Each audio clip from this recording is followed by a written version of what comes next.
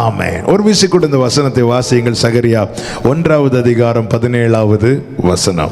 இன்னும் என் பட்டணங்கள் நன்மையினால் பரம்பி இருக்கும். இன்னும் கர்த்தர் சீயோனை தேற்றரவு பண்ணுவார். இன்னும் எருசலேமை தெரிந்து கொள்வார் என்று சேனைகளின் கர்த்தர் சொல்லுகிறார் என்று பின்னும் கூறு என்றார். இன்னும் என் பட்டணங்கள் நன்மையினால் பரம்பி இருக்கும். ஒரு நல்ல ஒரு நம்பிக்கை. ஆனால் இப்பொழுது சில குறைகள். சிலருக்கு ஒண்ணுமே இல்லை, சிலருக்கு அநேக குறைகள்.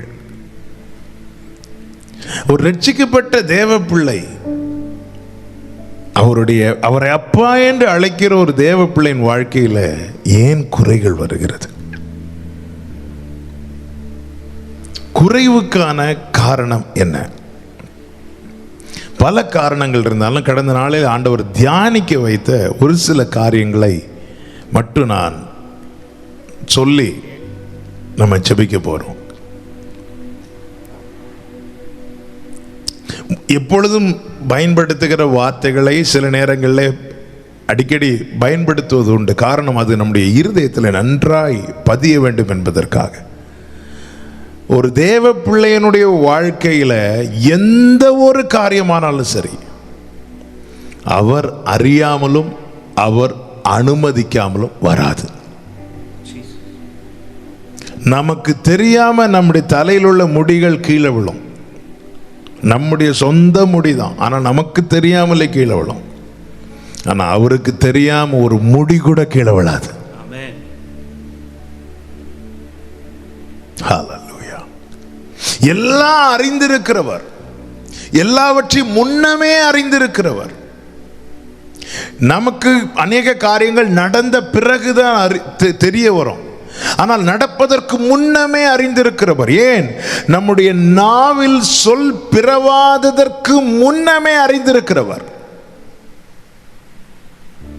அப்படிப்பட்டவரை தெய்வமாய் கொண்டிருக்கிறோம், அப்படிப்பட்டவரை ஆராதிக்கிறோம், அப்படிப்பட்டவரை அப்பா என்று அழைக்கிறோம். அவரை அப்பா என்று அழைக்கிற என் வாழ்க்கையில ஏன் குறைவுகள் வருகிறது? ஆண்டவரே, நான் ஆபிரகாம் மாதிரி பெரிய விசுவாச வீரனா கேட்டா இல்ல ஆண்டவரே. யோசேப்பு மாதிரி பரிசுத்தவானன் கேட்டா இல்ல ஆண்டவரே. தானியேல மாதிரி ஜெப வீரனான்னு கேட்டா இல்ல ஆண்டவரே.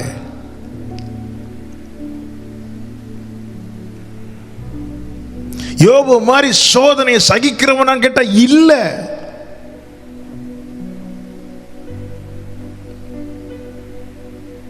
யோவான மாதிரி எப்பவுமே மார்பில் சாய்ந்திருக்கிறவனான்னு கேட்டா இல்ல. தாவீத மாதிரி இருதயத்துக்கு ஏற்றவனான்னு கேட்டா இல்ல. பவுல மாதிரி ஆமென் அவ்வளவு பாடுகளையும் பட்டு உமக்காக ஓடுகிறவனான்னு கேட்டா இல்ல. வேதத்தில் உள்ள பரிசுத்தவான்களை எடுத்து வைத்து இதுல யாராவது ஒரு ஆளா நீன்னு கேட்டா இல்ல. அப்படின்னா நீ யாருன்னு கேட்டா எனக்கு ஒன்னே ஒன்னு சொல்ல முடியும், நான் உம்முடைய பிள்ளை. ஹல்லேலூயா. நான் உங்க பிள்ளை. இந்த அதிகாரம் நீர் எனக்கு விரும்பி தந்தது. பிள்ளை என்று சொல்லப்பட்டவன் அல்லது பிள்ளை என்று சொல்லப்பட்டவள் வாழ்க்கையில ஏன் குறைகள் வருகிறது?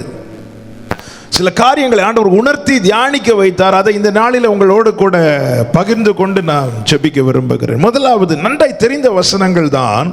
வாசியுங்கள். சங்கீதம் 34:10. 34வது சங்கீதம் அதனுடைய 10வது வசனம். சிங்கக்குட்டிகள் தாழ்ச்சி அடைந்து பட்டினியா இருக்கும். கர்த்தரை தேடுகிறவர்களுக்கோ ஒரு நன்மையும் குறைவுபடாது. சிங்கக்குட்டிகள் தாழ்ச்சி அடைந்து பட்டினியா இருக்கும். கர்த்தரை தேடுகிறவர்களுக்கோ ஒரு நன்மையும் குறைவுபடாது. யாருக்கு குறைவுபடாது தெரியும்? தேடுகிறவர்களுக்கு ஒரு நன்மையும் குறைவுபடாது. நல்ல தெரிஞ்ச வசனம், சின்ன பிள்ளைங்களே சொல்லி தரக்கூடிய வசனம். அப்போ என் வாழ்க்கையில நான் அவருடைய பிள்ளை என்று சொன்ன பிறகும் என் வாழ்க்கையில இன்னும் குறைகள் இருக்கிறது என்றால் எந்த விஷயத்துல எனக்கு இன்னும் குறை இருக்கு தெரியுமா? தேடுறதுல குறை இருக்கு. தேவனை தேடுகிற விஷயத்துல எவன் ஒருவனுக்குள்ளே குறைகள் காணப்படுகிறதோ அவன் வாழ்க்கையிலே நன்மைகளும் குறைய ஆரம்பித்து விடும். எல்லாருமே தேவனை தேடுகிறோம். விசேஷமாக இந்த பிரேயர் அட்டன் பண்றதின் அடையாளத்தில் என்ன அடையாளம்? எதுக்கு ஜெபத்தை அட்டன் பண்றோம்? ஆண்டவரை தேடுறதின் அடையாளத்தில் ஒன்றுதான் இது. எல்லாரும் தேடுகிறோம் தேவனை. தேடியும் என் வாழ்க்கையில ஏன் குறை வருது அப்படின்னு கேட்டா, எல்லாரும் தேடுறோம், ஆனா எப்பொழுதும் தேடுகிற அனுபவம் நம்ம இல்லை. தேடுகிறோம் தேவனை, எப்பொழுதும் தேடுகிறோமா? எப்பொழுதும் தேடுகிற அனுபவம் எப்பொழுது நம்முடைய வாழ்க்கையில வெளிப்படுமோ அப்பொழுதுதான் இந்த நன்மை பரம்பி இருக்கும் என்கிற அந்த அனுபவத்துக்குள்ளே நம்முடைய வாழ்க்கை காணப்படும். நன்மை பரம்பி இருக்கும் என்றால் ஓவர்ஃப்ளோ வித் ப்ராஸ்பரிட்டி. அதாவது எனக்கு அது ஒரு குறை இல்லை, எனக்கு இன்னொரு ஆளுக்கு கொடுக்கத்தக்கதான ஆசீர்வாதங்கள் தான் இருக்குமே தவிர இன்னொரு ஆள்கிட்ட இருந்து எடுக்கத்தக்க சூழ்நிலையில் தேவன் ஒருபோதும் வைக்க மாட்டார். அதுதான் நன்மை பரம்பி இருக்கிற அனுபவம். Praise the Lord. அவங்க தேடுகிறோம். எப்பொழுது தேடுகிறோம்? எப்பொழுது தேடுகிறோம் கேட்டா நம்ம ஒரு டைம் சொல்ல முடியும். எப்பொழுதும் தேடுகிறோமா? இந்த எப்பொழுதாவது தேடுகிறவர்களுக்கு அந்த காரியத்துக்கான பதில் கிடைக்குமே தவிர இன்னொரு காரியத்தில் குறைவு இருந்துட்டு தான் இருக்கும். நான் என்னுடைய வியாதிப்படுகிறேன், வியாதிப்படும் போது நான் தேவனை தேடுகிறேன், வியாதிப்படும் போது தேவனை தேடுகிறேன். அப்போ எனக்கு என்ன கிடைக்கும்? சுகம் கிடைக்குமே தவிர இன்னொரு காரியத்தில் குறை இருந்துட்டு தான் இருக்கும். எனக்கு கடன் பிரச்சனைக்காக நான் தேவனை தேடும் போது கடன் பிரச்சனை மாறுமே தவிர இன்னொரு காரியத்தில் குறை இருந்துட்டு தான் இருக்கும். ஒருத்தங்களுக்கு நம்ம ஆராய்ந்து பார்த்தா நமக்கு ஒரு பிரச்சனை இல்லைங்க, பல பிரச்சனை இல்லை.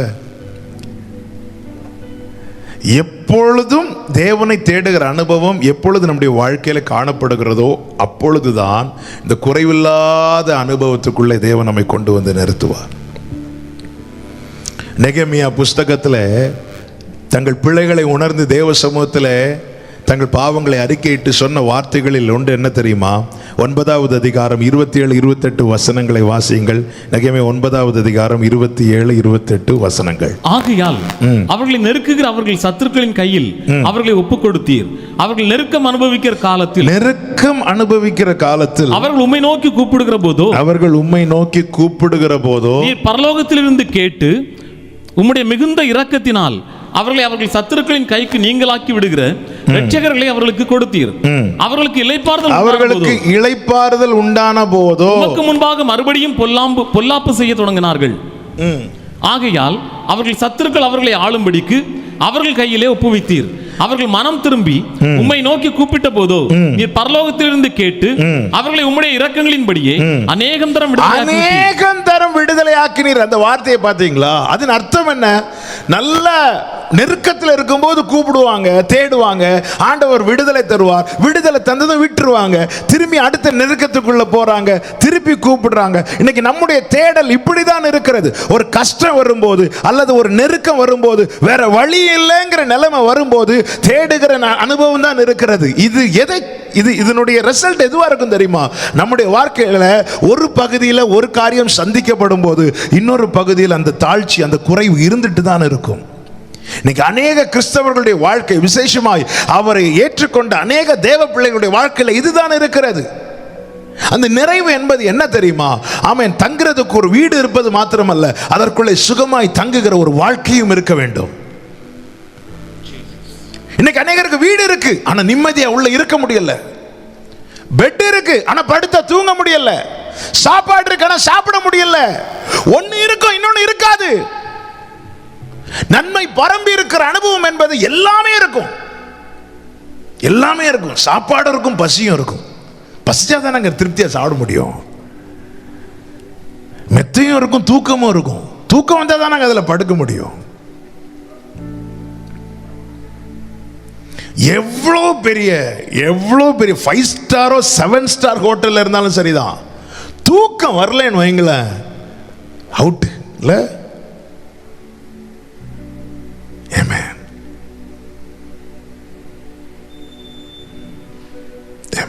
உண்மையான ஆசீர்வாதம் என்பது என்னவென்றால் நமக்கு என்னெல்லாம் இருக்குன்னு இருக்கிறதெல்லாம் நமக்கு அனுபவிக்க முடியுதாங்கிறத பார்க்கணும். நம் பல காரியங்களை ஆசீர்வாதம் என்று தவறாக எண்ணிக்கொண்டிருக்கிறோம். இன்னைக்கு அநேகருடைய நிலைமை எப்படின்னா, ஒன்று இருக்கு, இன்னொன்று இல்லை. வீடு இருக்கு, உள்ள சுகமாக வாழ முடியல. கட்டில் இருக்கு, தூக்கம் இல்லை. சாப்பாடு இருக்கு, பசி இல்லை. பசிக்கல, எனக்கு இப்ப வேண்டாம் இல்ல. ஏன் இந்த தாழ்ச்சி? எப்பொழுதும் தேடுகிற அனுபவம் நம்மில் குறைவுபட்டதுனால. வார்த்தை ஒரு நாள் போய் சொல்லாது. கர்த்தரை தேடுகிறவர்களுக்கோ ஒரு நன்மையும் குறைவுபடாது. நெருக்கம் வரும்போது கூப்பிடுறோம், அப்படியே விடுறோம். திரும்பி நெருக்கத்துக்குள்ள வருது. ஏன் அநேகந்தரம் விடுவித்தான்னு சொல்ல காரணம் என்ன? அநேக நெருக்கங்கள். இந்த அநேக நெருக்கத்துக்கான காரணம் என்ன? தேடுறது எப்பொழுதாவது தேடுகிற அனுபவம் இருக்கிறதுனால தான். எப்பொழுதும் தேடுகிற அனுபவம் எவன் வாழ்க்கையில் காணப்படுகிறதோ அவனை சூழ சத்துருக்கள் இருந்தாலும் அவன் சமாதானத்தோடு படுத்துக்கொண்டு நித்திரை செய்வான். இந்த எப்பொழுதும் தாவீதுனுடைய வாழ்க்கையில் இந்த எப்பொழுதும் என்கிற அனுபவம் இருந்ததுதான் தாவீதுனுடைய வெற்றிக்கும் தாவீதுனுடைய எல்லா ஆசீர்வாதத்துக்கான காரணம். எப்பொழுதும். ஆமென். பாருங்கள், 16வது சங்கீதம் 8வது வசனத்தில் சொல்லுகிறார், நான் எப்பொழுதும் கர்த்தரை எனக்கு முன்பாக வைத்திருக்கிறேன். கர்த்தரை எப்பொழுதும் எனக்கு முன்பாக வைத்திருக்கிறேன். ஆண்டவர் எப்பவும் எனக்கு முன்னாடி தான் வச்சிருப்பேன். அந்த எப்பொழுதும்ங்கிற அனுபவம் நம்முடைய வாழ்க்கையில தேவை. ஆண்டவர் எப்பொழுதும் முன்பாக வைத்திருக்கிற அனுபவம் என்பது அவருடைய வார்த்தை முன்னாக வச்சிருக்கணும். அவருக்கு இந்த பிரையாரிட்டி கொடுக்கணும். சங்கீதம் 50 சொல்லப்பட்டிருக்கிறது, நீ துன்மார்க்கனை காணும் போது என் வார்த்தையை உனக்கு முதுகுக்கு பின்னாக எரிந்து விடுகிறாய். ஹல்லேலூயா. எல்லா இடத்துக்கும் ஆண்டவர் வரணும்னு நம்ம அழைக்க மாட்டோம், தெரியுமா? ஏன்னா சில இடத்துல நம்முடைய கால்கள் அவருக்கு பிரியமில்லாத பாதையை நோக்கி போகிறது. ஆமென். எல்லா இடத்துலயும் ஆண்டவர் நம்ம கூட இருக்கணும்னு விரும்ப மாட்டேங்கிறோம். அதனாலதான் அதான் விஷயம். ஆண்டவர் கூட இருந்துட்டு நம்ம சினிமா பார்க்க முடியுமா? இப்ப நமக்கு சினிமா பார்க்கணும்னு ஆசை வந்துட்டு ஆண்டவர் சொல்றேன், நான் உலகத்தின் முடிவு வரையும் சகல நாட்களில் உன் கூட இருக்கிறேன் அப்படின்னு. ஆண்டவர் கூட இந்த சினிமா பார்க்க முடியுமாங்க? எங்க ஒரு பாஸ்டர் விசிட்டுக்கு வந்தாலே சேனல் மாத்துறதுக்கு ரிமோட்டர் தேடுற கையெல்லாம் என்ன ஆட்டம் ஆடுது. சிலர் சேனல் மாத்திரன்னு சொல்லிட்டு வால்யூமை கூட்டி வச்சிருவாங்க. அப்போ கிளியரா தெரியும் உள்ள என்ன ஓடுது அப்படின்னு. நடந்திருக்கு, அதனால சொல்றேன். சேனல் மாத்திரன்னு சொல்லிட்டு இப்படி ஸ்பீடா அப்படி வச்சுட்டு அப்படி சர்ன்னு வால்யூம் ஏறிட்டு.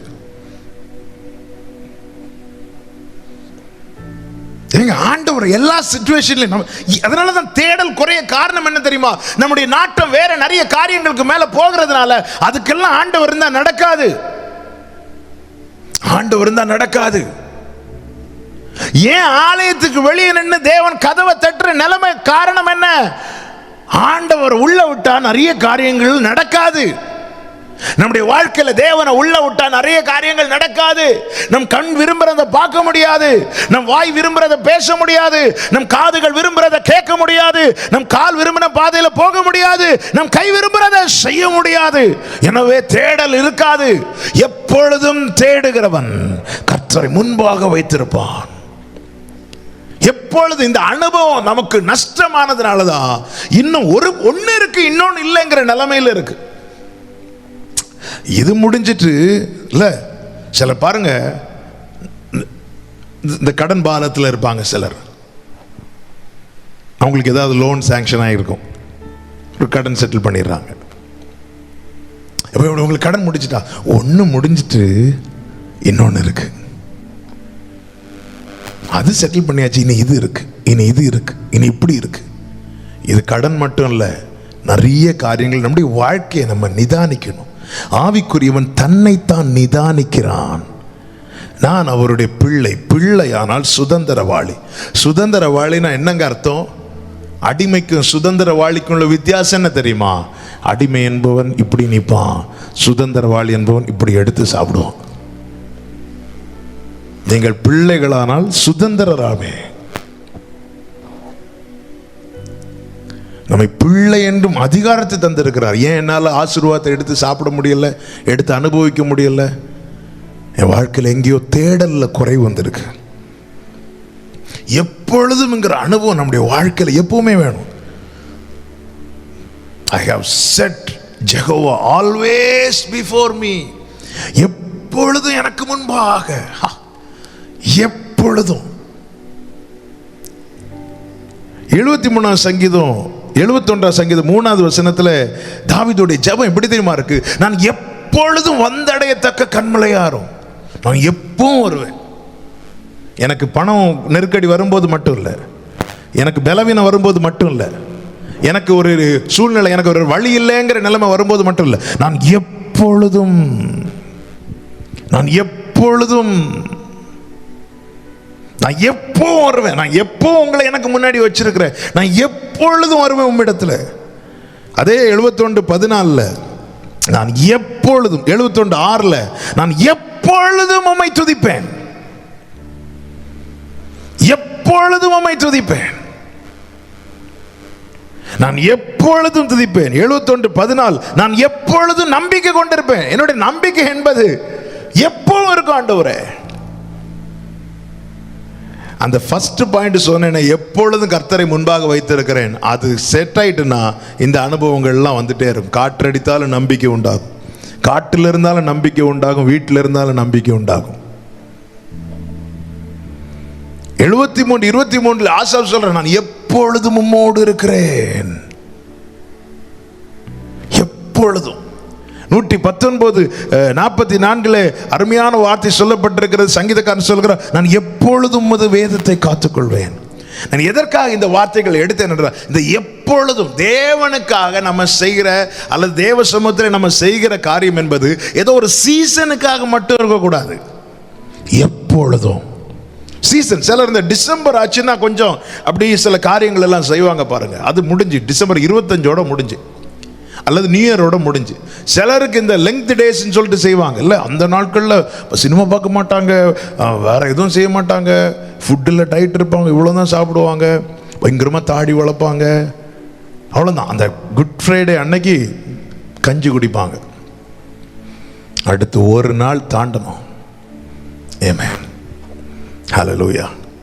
குட் ஃப்ரைடே அன்னைக்கு ஆட்டுக்குட்டியானவர் மரித்தார்னு சொல்லிட்டு பாடுவாங்க. ஞாயிற்றுக்கிழமை வரும்போது எத்தனை ஆட்டுக்குட்டிகள். அந்த சீசனோட முடிஞ்சு இல்லை, அந்த சீசன் 40 நாள், அந்த 40 நாள் தான் நாங்கள் இருப்போம். தேவனுக்காக செய்கிற காரியம், தேவ சமூகத்தில் செய்கிற காரியம் எப்பொழுதும் இருக்கணும். ஒன்றை நான் கேட்டேன், அதையே நாடுவேன். இதுதான் அந்த எப்பொழுதும். நம்ம நெருக்கத்தில் இருக்கும் போதெல்லாம் நமக்கு என்னதுங்க தேடல் வரும்? உண்மையாக என்ன தேடல் வரும்? ஒரு நெருக்கம் வரும்போது, ஒரு ஊழியக்காரங்கிற முறையில் நான் என்ன தேடுவேன்? என் வாழ்க்கையில் 4 பக்கம் நான் நெருக்கப்படும் போது நான் என்ன தேடுவேன்னு கேட்டா, வேர்டு, வார்த்தை தேடுவேன். ஊழியக்காரன் மட்டும் இல்லை, தேவன வசனத்தை கேட்குற, பிரசங்கத்தை கேட்குற எல்லாருடைய நிலைமை அதுதான். இந்த ஒரு வார்த்தை சொல்லும் கர்த்தாவே, வார்த்தை கேட்போம். நெருக்கம் போனதுக்கு அப்புறம் வார்த்தை தேட மாட்டேங்கிறோம்ல. சாப்பாடே கிடைக்காம வனாந்திரத்தில் தண்ணி இல்லாம, தாகம்னா என்ன, பசினா என்ன என்பதை காட்டி தான் மன்னாவை கொடுக்கிறார். பசியை அனுபவிச்சவனுக்கு மட்டும்தான் சாப்பாடுடைய வேல்யூ தெரியும். தாகம்னா என்ன என்பதை அனுபவித்தவனுக்கு தான் அந்த தண்ணீருடைய வேல்யூ தெரியும். எனவே தான் வீட்டில் பெரியவங்க எத்தனை மோட்டர் வீட்டில் இருந்தாலும், எத்தனை போர் போட்டாலும், பெரியவங்க வாயிலிருந்து வரக்கூடிய வார்த்தை என்ன தெரியுமா? தண்ணியை வேஸ்ட் பண்ணாத, தண்ணியை வேஸ்ட் பண்ணாது. ஏன்னா ஒரு காலத்தில் அவங்க இருக்கும்போது இந்த மோட்டர் போர் இதெல்லாம் ஒன்றும் கிடையாது. வாரத்துக்கு ஒருக்கா லாரியிலையோ எதில் வண்டியில் தண்ணி கொண்டு வருவாங்க. இவங்க குடத்தை எடுத்துகிட்டு போகணும், அதில் நிற்கணும். ஒரு குடம் இருக்கும் அல்லது 2 குடம் இருக்கும். அதை வச்சு என்னெல்லாம் செய்ய வேண்டியிருக்கு அந்த தண்ணியை வச்சு. இன்னும் அநேக கிராமங்கள் ஊரில் அப்படி தான் இருக்கு. அந்த அனுபவத்தை பார்த்து வந்தவங்க அடுத்த தலைமுறையினர் சொல்லுகிற வார்த்தை தண்ணியை வேஸ்ட் பண்ணாத அப்படிம்பாங்க. ஏன்னா அந்த தாகம்னா என்ன என்பதை பார்த்தவர்கள், பசியை பார்த்து வளர்ந்தவங்க. அடுத்த வீட்டில் என்னதான் ஆகாரம் இருந்தாலும் அவங்க வாயிலிருந்து வரக்கூடிய வார்த்தை என்ன தெரியுமா? சாப்பாடை வேஸ்ட் பண்ணாத. என் தகப்பனார் இதை அடிக்கடி யூஸ் பண்ணுவாங்க. என்ன சொல்லுவாங்கன்னா, என்ன வேணாலும் சாப்பிடு. வெளியெல்லாம் மீட்டிங்கு, ஊருக்கு, கேரளாவுக்கெல்லாம் போகும்போது அல்லது வெளியே அப்பா கூட போகும்போது எங்கள் அப்பா நல்லா சாப்பாடு வாங்கி தருவாங்க. அது எங்களுக்கு மட்டும் இல்லை, எங்கள் அப்பா கூட யார் போனாலுமே நல்லா சாப்பாடு வாங்கி தருவாங்க. அப்போ அவங்களுடைய கண்டிஷன் என்ன தெரியுமா? உனக்கு என்ன பிடிக்குமோ சாப்பிடு, ஆனால் வேஸ்ட் பண்ணக்கூடாது. ஏன்னா அவங்க பசியை பார்த்து வளர்ந்தவங்க. தேவன் மன்னாவை சும்மா கொடுக்கல, பசியும் தாகத்தையும், தாகம்னா என்ன, பசினா என்ன என்பதை காண்பித்து அவர் மன்னாவை கொடுத்தார். மன்னாவை கொடுத்த போது அவங்க சாப்பிடுறாங்க. அவங்களுக்கு அது எப்படி இருந்துச்சு தெரியுமா? தேனிட்ட பணியாரம் போல இருந்துச்சு. ஆனா இப்போ டெய்லி கிடைக்கும்னு கன்ஃபார்ம் ஆனதும் மன்னாவை விட்டுட்டு வேற ஏதாவது இருக்கா, உடனே அழ ஆரம்பிக்கிறாங்க. இந்த மன்னாவை தவிர எங்களுக்கு வேற ஒண்ணும் இல்லை. ஒரு நெருக்க வரும்போது நீ மன்னாவை தேடுகிறாய், ஒரு நெருக்க வரும்போது நீ வார்த்தையை தேடுகிறாய், ஒரு வேதனை வரும்போது உனக்குள்ள அந்த தேடல் வெளிப்படுகிறது. அந்த வேதனை மாறும் போதும் அந்த தேடலும் மாறுகிறது என்றால் உன் வாழ்க்கையில் இன்னும் ஒரு பகுதி எப்பொழுதும் குறைவாய்தான் இருக்கும். Thank you, Father. நம்முடைய வாழ்க்கையில் அதாவது நிறைவுன்னு சொன்னா 5 வீடு 4 காரு இது இல்லைங்க. நிறைவுன்னா நம்ம கிட்ட ஒருத்தங்க ஏதாவது வேணுமான்னு கேட்டா போதும் இருக்கு, இப்படி நம்மால சொல்ல முடியணுங்க. ஆமென்.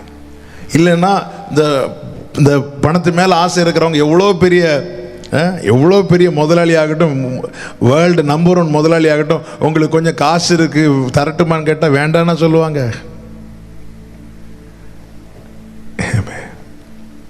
நிறைவுன்னு என்ன தெரியுமாங்க? நீங்கள் வனாந்திரத்தில் இருந்தாலும் 12 கூடை நிறைய மீதி எடுக்க வைக்கிறார் தெரியுமா? அதுதான் நிறைவு. எல்லாரும் சாப்பிட்டு திருப்தியாகி மீதி. ஆமா, இந்த மீதி எடுக்க வைக்கிற அனுபவம் தான் நன்மை பரம்பி இருக்கிறது. ஏன்னா இந்த வார்த்தையை வைத்து நேற்று காலையில் ஆண்டவர் சமூகத்தில் இந்த ஜெபம் பண்ணிட்டு இருக்கும்போது அப்படியே ஒரு சத்தம் எனக்குள்ள ஆண்டவர் கேட்க வைக்கிறாங்க. ஆமென். எல்லாவற்றுக்குமான பலன் தந்து உன்னை வாழ்ந்திருக்க செய்வார். ஆமென். இந்த வாக்குத்தத்த வசனத்தை வைத்து எனக்காக, குடும்பத்துக்காக, சபைக்காக ஆண்டவரே இந்த வார்த்தையை நம்பி பிடித்து ஜெபித்து கொண்டிருக்கிற ஜனத்துக்காக நேற்று காலையில் இந்த ஸ்டேஜ் பக்கத்தில் போய் உக்காந்துருந்து ஆண்டவரே அப்படியேன்னு சொல்லி ஜெபம் பண்ணிட்டு இருக்கும்போது அப்படியே உள்ளத்தில் ஒரு சத்தம் கேட்கு, எல்லாவற்றுக்குமான பலன் தந்து உன்னை வாழ்ந்திருக்க செய்வார். வேற இனி என்னங்க வேணும்? ஹல்லேலூயா. வனாந்திரத்தில் மீதி எடுக்கிற அனுபவம் ஒருத்தனுக்கு இருக்கணும். அவன் தேவ பிள்ளை. 3 மாடி வீட்டில் இருந்தும் எல்லாம் குறைவுபட்டு கொண்டிருக்கிறதுன்னா அவன்கிட்ட சம்திங் ராங். தேடல், அந்த தேடுகிற அனுபவத்தில் தான் எங்கேயோ விட்டுட்டோம். நல்ல கவனிங்க. ஆண்டவர் இந்த தேடுற காரியத்தை சொல்லும் போது லூக்கா 15வது அதிகாரத்தில் அந்த 3 காரியங்களை சொல்றாருல, காணாமல் போன ஆடு, காணாமல் போன வெள்ளிக்காசு, அந்த இளையகுமாரன். ஆண்டு அதுல அழகா சொல்றார். நம்ம பல விதங்களில் அந்த வார்த்தைகளை எடுத்திருக்கிறோம். இன்னைக்கு இந்த செய்தி கொடுக்க வருவதற்கு முன்னே அந்த வார்த்தை ஆண்டு நினைவுபடுத்துறார். என்ன நினைவுபடுத்துறாருன்னா, அந்த 100 ஆட்டுல 1 காணாம போனதுமே அந்த மெய்ப்பன் தேட போயிட்டார். அதுதான் 99 இருக்கேன்னு சொல்லிட்டு விடல. அந்த 1 காணாம போனதுமே தேட ஆரம்பிச்சிட்டார்.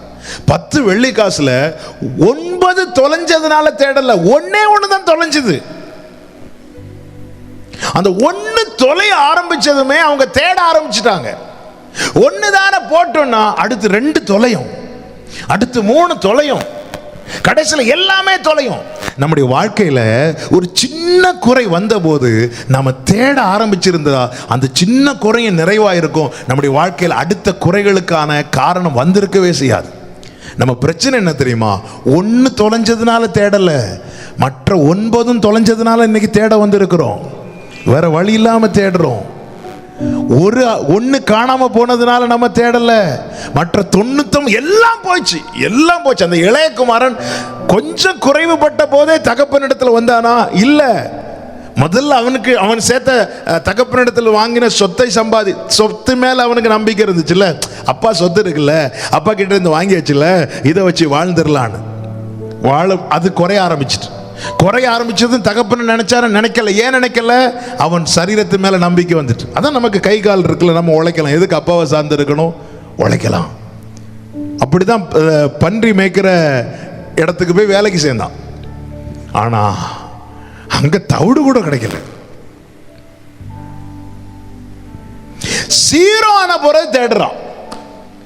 கொஞ்சம் வாழ்க்கையில திரும்பி பாருங்க. இன்னைக்கு இந்த நிலைக்கு வர காரணம் என்ன?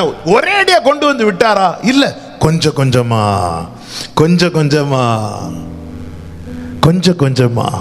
எடுத்த உடனே எகிப்து அடிக்கிறது கூட ஒரே அடி அடிச்சாராங்க? இல்ல. எடுத்த உடனே தலைப்பிள்ளை சங்காரமா? இல்ல, கொஞ்சமா. முதல்ல ஒரு கோல், முதல்ல தண்ணியே தான் தொட்டார். முதல்ல ஒன்ன தொடல, தண்ணியே தான் தொட்டார். அப்பவே நீ மனம் மாறி இருக்க வேண்டும். அப்பவே உன்னுடைய தேடலை நீ சரியாக்கி இருக்க வேண்டாமா? அப்புறம் பார்த்துக்கலாம்ல. ஒரு சின்ன காரியம் என் வாழ்க்கையில் குறைய ஆரம்பிச்சுட்டு ஏதோ ஒரு இடத்துல எங்கேயோ சம்திங் மிஸ் ஆகுதுன்னு தெரிஞ்சாலே நீ தேட ஆரம்பிச்சிரு. இதுதான் இன்னைக்கு செய்தி. எல்லாம் கூட அதான் இவ்வளவு இருக்குல்ல, இது இருக்குல்ல, நீ தேட ஆரம்பிச்சிரு. 9 இருக்கிறத பார்க்கல, 1 தொலைஞ்சிட்டு உடனே தேட ஆரம்பிக்கிறான். ஜீசஸ்.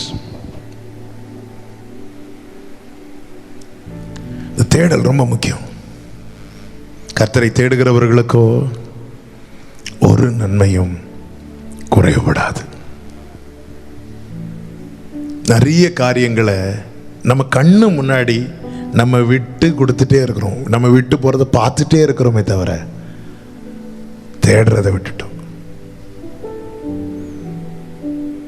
உங்க வாழ்க்கையில் ஏதாவது மிஸ் ஆகுறதுன்னு ஃபீல் ஆகுதா? நீ தேட ஆரம்பிச்சா உனக்கு கிடைக்கும். தேடுங்கள், கண்டடைவீர்கள்.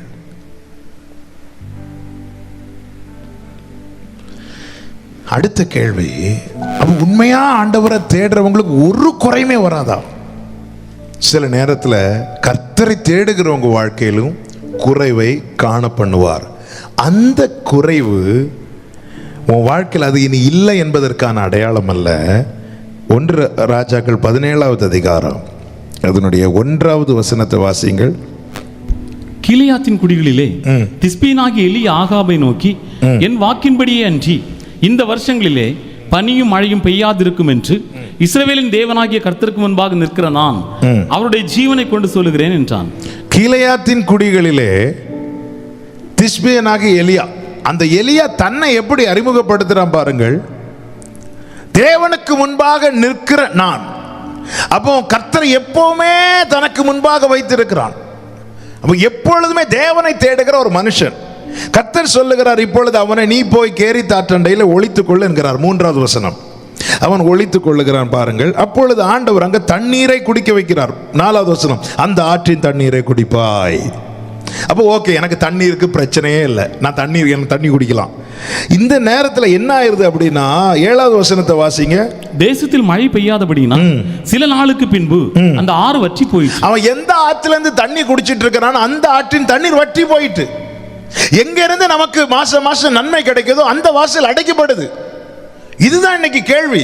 ஆண்டவர் இவ்வளவு நாள் ஓடிட்டு இருந்துச்சு, ஆண்டவரே நீங்க தான் ஆண்டவர் இங்க கொண்டு வச்சீங்க, நீங்க தான் எனக்கு இந்த பிசினஸ் கொடுத்தீங்க, நீங்க தான் இந்த வேலை எனக்கு கொடுத்தீங்க, நீங்க தான் எனக்கு இதை வாய்க்க பண்ணீங்க, நீங்க சொல்லிதான் ஆண்டவர் நான் செய்தேன். கேரித் ஆற்றண்டையை குறித்து ஆமென் எலியா கேட்கல, ஆண்டவர் அங்க ஒரு நதி இருக்கு, அது பக்கத்துல எனக்கு ஒரு ரூம் கிடைச்சிட்டுனா, எனக்கு ஒரு வீடு கிடைச்சிட்டுனா நான் அப்படின்னு தண்ணி குடிச்சு வாழ்ந்துட்டு போயிடுவேன். இது தேவன் சொல்றார், நீ அங்க போயிருப்பாய், அந்த தண்ணீரை குடிப்பாய். அவர் சொல்லி தான் போயிருந்து தண்ணி குடிக்கிறான். அப்ப தேவனை தேடுகிறவனுக்கு தேவன் நன்மையை காண்பித்து தருவார், எங்க என்ன இருக்குன்னு காட்டி தருவார். தேவன் 2 விதங்களில் நடத்துவார் பாருங்க. ஒன்று, எங்க என்ன இருக்கு, நமக்காக நன்மை எங்க வச்சிருக்கிறாரோ அந்த இடத்தை காட்டி தருவார். 2, நாம் இருக்கிற இடத்துல நமக்கான நன்மையை உருவாக்கி தருவார். இப்போ இந்த தண்ணீரை குடித்தான். 6வது வசனத்தில் அப்படிதான் இருக்கு, தாகத்திற்கு அந்த ஆற்றின் தண்ணீரை குடித்தான். 7வது வசனத்தில் அந்த ஆறு வற்றி போயிட்டு. தேவனை தேடுகிறவன் வாழ்க்கையில் இந்த குறை இப்பொழுது வருகிறது. இந்த ஆறு வற்றி போயிட்டு உடனே எலியா பதறினானா, கதறினானா? இல்ல. ஏன் இல்ல தெரியுமா? இது கர்த்தர் என்னை கொண்டு வந்து இங்கே வைத்திருக்கிறார். அப்போ இந்த ஒரு குறை வருமானால் ஒன்று நல்ல கவனிங்க, இந்த வார்த்தையை நல்ல கவனிங்க. தேவனை தேடுகிறவங்க வாழ்க்கையில் ஒரு குறை வந்தால் அந்த குறை எதற்கான அடையாளம் தெரியுமா? இன்னொரு இடத்துல வேறொரு நன்மை எனக்கு வைத்திருக்கிறார் என்பதற்கான அடையாளம். இந்த ஆற்றின் தண்ணீர் வற்றினதும் கர்த்தருடைய வார்த்தை உண்டாகி, 8வது வசனம், அப்பொழுது கர்த்தருடைய வார்த்தை அவனுக்கு உண்டாயிற்று. எப்பொழுது கர்த்தருடைய வார்த்தை உண்டானது? 7, 8 சேர்த்து வாசிங்க. தேசத்தில் மழை பெய்யாதபடினால் சில நாளுக்கு பின்பு அந்த ஆறு வற்றி போயிற்று. அப்பொழுது கர்த்தருடைய வார்த்தை உண்டாகி, நீ எழுந்து சீதோனுக்கு அடுத்த சாரிபாத்தூருக்கு போய் அங்கே தங்கியிரு, உன்னை பராமரிக்கும்படி அங்கே இருக்கிற ஒரு விதவைக்கு கட்டளையிட்டேன் என்றார். நல்ல கவனிங்க. உனக்கு இன்னொரு இடத்துல நான் நன்மையை வச்சிருக்கிறேன் எலியாவே. இன்னொரு இடத்துல கர்த்தர் நன்மையை வைத்திருக்கிறார் என்பதற்கு அடையாளம் என்ன? நீ இப்பொழுது இருக்கிற இடத்துல நீ காண்கிற குறைவு. தேவனை தேடாதவங்க வாழ்க்கையில் உண்டாகிற குறைவு என்பது தேடாததினால வந்தது. அது நீ தேடி வாங்கிக்கொள். தேவனை தேடுறவங்க வாழ்க்கையில் ஒரு குறைவு வருகிறது என்றால் புரிந்து கொள்ளுங்கள், இன்னொரு நன்மைக்கான அடையாளமே இந்த குறைவு. ஹல்லேலூயா. ஆண்டவர் நம்முடைய வளர்ச்சியின் மேல அக்கறை உள்ளவர். உபாகம் 32வது அதிகாரத்தில் இருக்கு, கழுகு தன் கூட்டை கலைத்து தன் குஞ்சுகளின் மேல் அசைவாடி. அந்த வசனத்தை வாசிங்க. உபாகம் 32:10 நினைக்கிறேன், 10-11 வாசிங்க. உபாகம் 32வது அதிகாரம். கழுகு தன் கூட்டை கலைத்து தன் குஞ்சுகளின் மேல் அசைவாடி தன் செட்டைகளை விரித்து அவைகளை எடுத்து அவைகளை தன் செட்டைகளின் மேல் சுமந்து கொண்டு போகிறது போல கர்த்தர் ஒருவரே அவனை வழிநடத்தினார். தேவன் அவரோடு இருந்ததில்லை.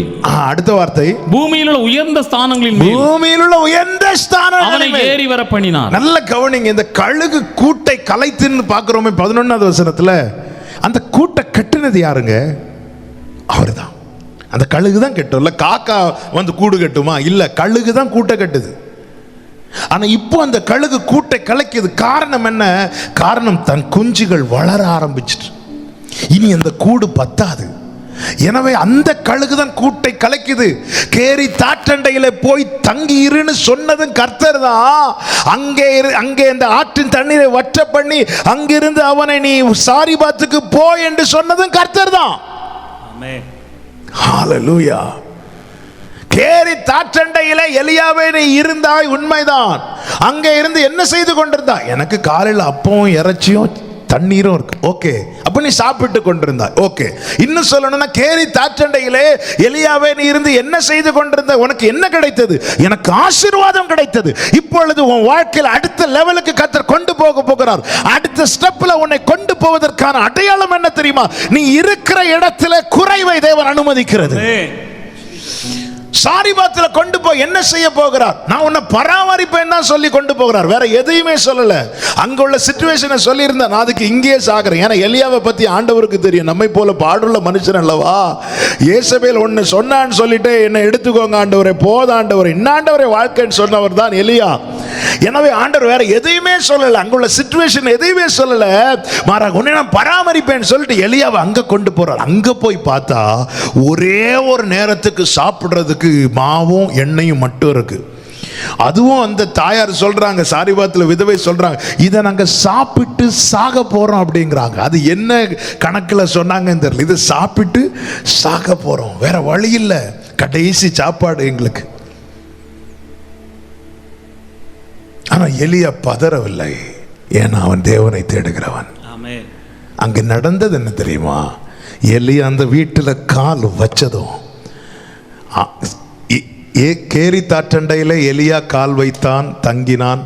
எலியா ஆசீர்வதிக்கப்பட்டான். சாரிபாத் வீட்டில் எலியாவை கொண்டு போனது எலியா மட்டும் ஆசீர்வதிக்கப்படல, எலியாவின் மூலமாய் அந்த குடும்பமும் ஆசீர்வதிக்கப்பட. தேடுகிறவர்கள் வாழ்க்கையில் நன்மையை குறைய விட மாட்டார். அப்படியே குறைய விட்டாலும் ஆமென், இனி அவர் கொண்டு போகிறது எதற்காக தெரியுமா? உங்களை ஆசீர்வதிக்கிறதுக்காக மட்டும் இல்லை, உங்களை மற்றவர்களுக்கு ஆசீர்வாதமாக இருக்க பண்ணுவதற்காக. கேரி தாற்றண்டை அனுபவத்திலிருந்து சாரிபாத்தின் அனுபவத்துக்கு கொண்டு போவார். ஆசீர்வதிக்கப்பட்டவன் என்கிற அனுபவத்திலிருந்து ஆசீர்வாதமாக இருக்கிறவன் என்கிற நிலைக்கு கொண்டு போவார். தேடுகிறவர்களை கர்த்தர் இப்படிதான் நடத்துவார். தேடாதவன் வாழ்க்கையில் குறைவுக்கான காரணம் தேடாததினால, தேடுகிறவன் வாழ்க்கையில் குறைவுக்கான காரணம் இதைவிட அதிகமான நன்மைகளை கர்த்தர் தருவதினாலே. ஆமென். இரண்டாவதாக குறைவுக்கான காரணம் என்ன? என்னோட அதிகம் பேசின வார்த்தை இது. உபாகமம் 28வது அதிகாரம், அதனுடைய 47, 48 வசனங்கள். உபாகமம் 28, 47, 48 வசனங்கள். சகலமும் பரிபூரணமாய் இருக்கையில் நீ மனமகிழ்ச்சியோடும் களிப்போடும் உன் தேவனாகிய கர்த்தரை சேவியாமற் போனது. சகலமும் பரிபூரணமாய் இருக்கையில் நீ சந்தோஷமா கர்த்தரை ஆராதிக்காததினால சகலமும் குறைவுபட்டு பட்டினியோடும் தாகத்தோடும் நிர்வாணத்தோடும் கர்த்தர் உனக்கு விரோதமாய் அனுப்பும் சத்துருக்களை சேவிப்பாய். இங்கே ஆண்டவர் தெளிவா சொல்றாரு, கர்த்தர் உனக்கு தந்த நன்மைகளின் நிமித்தம் நீ சந்தோஷமா ஆண்டவரை மகிமைப்படுத்தாதனால நீ அதுல குறைவுபட ஆரம்பிச்சிருவ. நல்ல கவனமா கேளுங்க. ஆண்டவர் சில வார்த்தைகளை, ஆண்டவர் சொன்ன வார்த்தைகள் ஒவ்வொன்று முத்துக்கள். அவர் என்ன சொல்வார்? ஆமென். உள்ளவனுக்கு கொடுக்கப்படும், இல்லாதவனிடத்திலிருந்து உள்ளதும் எடுத்துக்கொள்ளப்படும். ஆண்டவர், இது நியாயம். இல்லாதவனுக்கு நீங்க இன்னும் கொடுக்கணும்ல ஆண்டவரே, ஆனா இல்லாதவன்கிட்ட இருந்து உள்ளதையும் எடுக்கிறீங்க. இல்லாதவன்கிட்ட இருந்து உள்ளதை எடுத்துக்கொள்ளப்படும். உண்மையில அவன் இல்லாதவன் இல்ல. இல்லாதவன் என்னங்க? ஒண்ணுமே இல்லாதவன். உனக்கு தான் ஒண்ணு இல்லைன்னு ஃபீல் பண்றல, நான் அப்ப இருக்கிறத எடுத்துறேன். நீ ஒன்னு இல்லாதவனாய் தானே காட்டிக் கொண்டிருக்கிறாய். எனக்கு ஒண்ணு இல்லைன்னு தானே சொல்லிட்டு இருக்கிற. இருக்கிறத சொல்லல. சரி, நான் இருக்கிறத எடுத்துறேன். நீ சொல்ற வார்த்தையின்படி உனக்கு ஆகப்படுவது. ஆண்டவர் சொல்ற, நான் கொடுத்த ஆசீர்வாதத்தை நிமித்தம், நான் கொடுத்த நன்மை நிமித்தம் மனமகிழ்ச்சியா என்னை சேவிக்கலன்னா நீ குறைவுபட ஆரம்பிச்சிருவ. நம்முடைய வாழ்க்கையை திரும்பி பார்ப்போம். ஏதேன் தோட்டம் துவங்கி நீங்க பாத்தீங்கன்னா தெரியும், யாருடைய வாழ்க்கையில் அதிகமான குறைவு தெரியுமாங்க? தேவன் தந்ததற்காய் ஸ்தோத்திரம் செலுத்த மறந்தவர்கள். இன்னைக்கு அநேகர் தராததை நினைச்சுதான் கவலை, ஏங்க பறக்கிறதுக்கு பலன் இல்ல, உண்மைதான். ஓடுறதுக்கு பலன் இல்ல, உண்மைதான். ஆனா நடக்கிறதுக்கு பலன் தந்திருக்கிறாரா? அதற்கு ஏன் ஸ்தோத்திரம் செலுத்த மறக்கிறோம்? ஹல்லேலூயா. காலையில எல்லாரையும் மாதிரி கண் விழித்ததும் துள்ளி குதித்து எழும்பி ஓடணும்னு ஆசை, ஜாக்கிங் போகணும்னு ஆசை. ஆனா முடியல, எனக்கு பலவீனம். ஆனா என்னாண்டவர், எல்லாரும் ஜாலியா போயிட்டு இருக்கிறாங்க, வேலைக்கு போறாங்க, ஓடுறாங்க, விளையாடுறாங்க. ஆனா என்னால மட்டும் முடியலையே ஆண்டவரே. இந்த நாளை காண செய்திருக்கிறார், அதற்காக ஸ்தோத்திரம் செலுத்தினாயா? தேவன் உனக்கு தராததை குறித்து, ஆமென், தராததை கேட்க கூடாதுன்னு இல்லை, நீ தராததையே பார்த்துட்டு இருந்ததுனால நீ எப்படி உன்னை மாற்றி விட்டாய் தெரியுமா? நீ இல்லாதவனை போலவே மாற்றி விட்டாய்.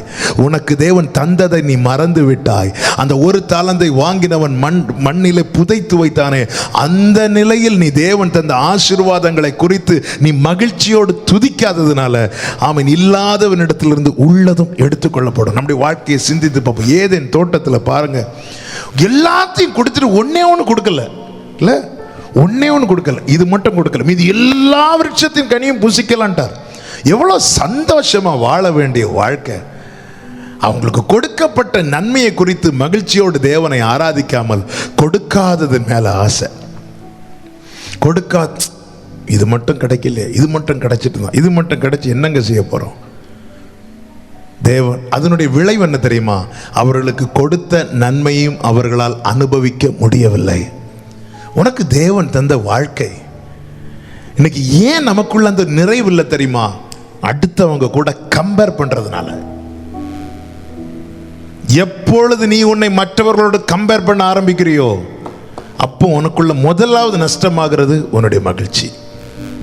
உனக்கு மகிழ்ச்சி நஷ்டம் ஆயிட்டுன்னா நீ சரியா வர்ஷிப் பண்ண மாட்ட. நீ சரியா வர்ஷிப் பண்ணலன்னா இருக்கிறதும் குறையும். அதுதான் வேதம் எச்சரிக்கிறது. சகலமும் பரிபூர்ணமா இருக்கையில் எனக்கு என்னது தேவை என்பதை அவர் அறிந்திருக்கிறார் அல்லவா? ஆமென். ஒரு பெற்றோர், நாங்க 5 பிள்ளைங்க. ஊழிய ஆரம்பத்தில் எங்க வீட்டில் ரொம்ப கஷ்டம்.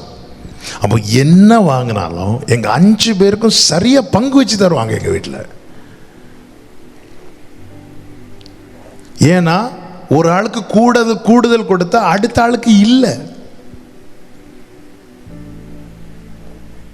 ஒரு தாய் தகப்பனே தன் பிள்ளைகளுக்கு இருக்கிறத சரியா பங்கு வச்சு கொடுக்கணுங்கிற எண்ணம் இருக்குமானால் பரலோக தகப்பனுக்கு இருக்காதாங்க.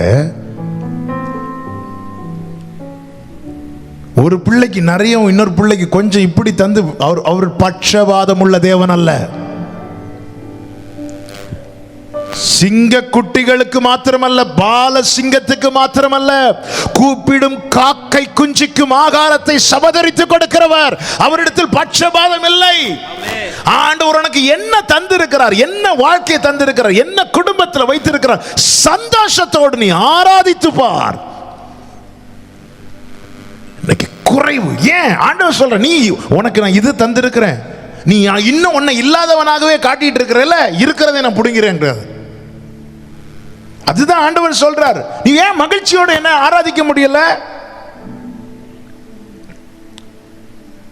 லூக்கா 10வது அதிகாரத்தில் மார்த்தாளுக்கு அநேக காரியங்களை குறித்த கவலை இல்ல. யோவான் 11வது அதிகாரத்தில் மார்த்தாளுக்கு எத்தனை கவலைகள் தெரியுமா? ஒரே ஒரு கவலை. லூக்கா 10ல் நிறைய கவலை, யோவான் 11ல் ஒரே ஒரு கவலை. இதில் எந்த கவலைங்க பெரிய கவலை? நிறைய கவலைகளை ஒரே கவலையா? ஒரே ஒரு கவலை தான். ஏன் மீதி கவலையெல்லாம் போயிட்டா? இல்லை, உண்மையான ஒரு கவலைக்குள்ளே வந்தபோது மற்ற காரியங்கள் பெருசாகவே தெரியலை. மார்த்தாளே, நீ அன்னைக்கு எவ்வளோ என்ஜாய் பண்ணியிருக்கணும் மார்த்தாளே. ஒவ்வொன்றா நினச்சி கவலைப்பட்டு உனக்கு சுகமான ஒரு வாழ்க்கையை தந்ததுனால தானே. கவலைன்னு என்னன்னு தெரியுமா? காட்டி கொடுத்தார். வேற எதை குறித்தும் கேட்கல, இந்த ஒரே ஒரு காரியம் தான் கவலை. நம்முடைய வாழ்க்கை, நமக்கு பிரச்சனை என்ன, திடீர்னு ஒரு பிரச்சனை வந்துட்டுங்க, வேற எதுவுமே தோணாதுல்ல. 2-3 வீக்ஸ்க்கு முன்னாடி என் பிள்ளை சிக்காயிட்டா. நிறைய காரியங்கள் மைண்ட்ல இருந்தாலும் என் பிள்ளை சிக்காயிட்டான்னு எனக்கு அது மட்டும்தான் தெரிஞ்சுது.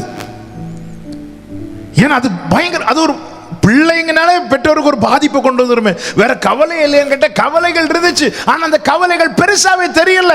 இந்த ஒரு காரியம் தான் பெருசா தெரிஞ்சது.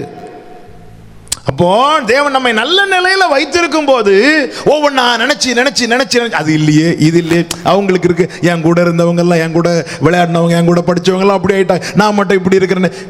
தேவன் உனக்கு இந்த சூழ்நிலையில தந்திருக்கிற வாழ்க்கை எண்ணி நீ மகிழாமல், நீ சந்தோஷப்படாமல், எந்த நிலையில வச்சு சந்தோஷமா இருங்க. ஆண்டவர் வர்ஷிப் வந்தாலே ஹாப்பி ஆயிரணும். ஆனந்த களிப்புள்ள உதடுகளால் போற்றி. நிறைய காரியங்களை குறித்து ஒருத்தங்க கவலைப்படுறாங்கன்னா அவங்களுக்கு பிரதானமான கவலை ஒண்ணு இல்லைன்னு அர்த்தம். பிரதானமான ஒரு காரியத்தை குறித்த கவலை இருக்கணும்னா மற்ற காரியங்களை குறித்து போய் யோசிக்கிறதுக்கு டைம் இருக்காதுல்ல. அப்போ ஆண்டவர் நல்லா தானங்க வச்சிருக்கிறார் உங்களை. நீங்க இந்த செய்தி கேட்டு முடிச்சதும் இல்ல நிறைய எழுதி வச்சிருக்கீங்களா பக்கமா, அதெல்லாம் வச்சுட்டு ஒரு நோட் எடுத்து என்ன இருக்குன்னு எழுதுங்க. இருக்கிறத எழுதுங்க. எழுதிட்டு அதுக்காக ஆண்டவருக்கு முதல்ல ஸ்தோத்திரம் பண்ணுங்க. தேவன் உனக்கு தந்ததுக்கு இயேசுவின் நாமத்தில் சொல்றேன், இந்த வார்த்தை தீர்க்க தரிசனமா சொல்றேன். ஆண்டவர் உனக்கு செய்த ஒவ்வொன்றையா எண்ணி ஸ்தோத்திரம் பண்ணிப்பார்.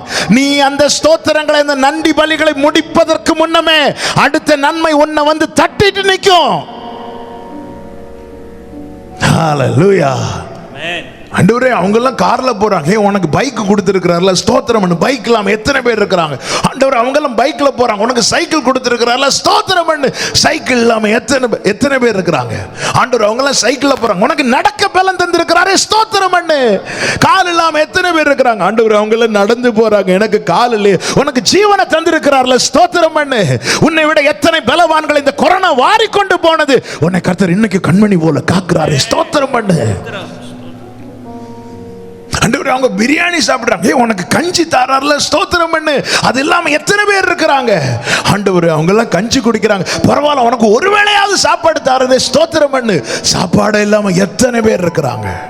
ஆண்டவரே, அவங்க எல்லாம் மாடி வீட்டுல இருக்கிறாங்க, பரவாயில்ல, உனக்கு குடிசை வீட்லயாவது வச்சிருக்கிறாரே, ஸ்தோத்திரம் பண்ணு. ஸ்தோத்திரம் பண்ணு. நீ மகிழ்ச்சியோடு கர்த்தரை ஆராதித்து எத்தனை காலமாகி விட்டது.